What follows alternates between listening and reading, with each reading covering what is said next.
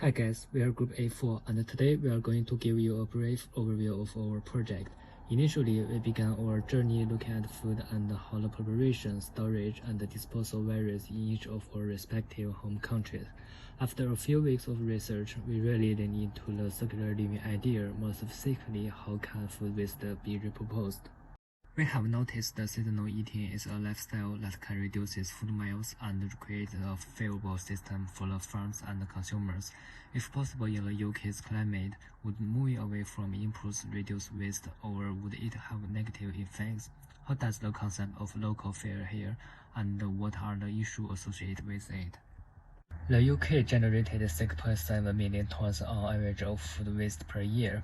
When it was in a national lockdown, the waste that was generated on farms and supermarkets during this time was a significant problem. With farmers losing long-term contracts with big-name supermarkets, it became clear that there was a real need to explore an alternative use for this waste. This inspired us to think circular. Food crisis in UK escalated quite a lot in the last 2 years. COVID, along with other events, created impediments for deliveries and disrupted supplies for basic things such as flour, bread, and milk, and this is what led to massive food wastage.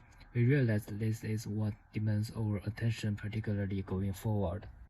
During our research, we had a chance of visiting Lockever, which has generated an ecosystem of locally available food grown on farms nearby, supplied in the most fresh and ethical manner to interested consumers in Glasgow. This stands in stark contrast to the supermarkets with a regular implementation or minimum packaging, smaller supply cycle, and reuse of resources. We looked up online and found appalling facts about the waste generated by supermarkets each year. It turns out large farms were forced to overproduce in order to meet buyer requirements, or they would lose their contracts. There was additional wastage because of the steep expectations created for food in terms of color, shape, and size. So we put down all our concerns on paper and tried to figure out some opportunities for our intervention. We had a look at the primary reasons for the generation of waste food, including transportation of food, supermarket systems, composting, and storage. We then moved on to isolating our flow of activity. We will focus on food that does not meet the escalated requirements of supermarkets and figure out secondary uses for various conditions it's in. This way we would figure out a way to bring the farmers closer to the consumer. Our first concept was about transporting the food directly from the local farms to the consumers. We will use an autonomous vehicle that would carry all discarded food.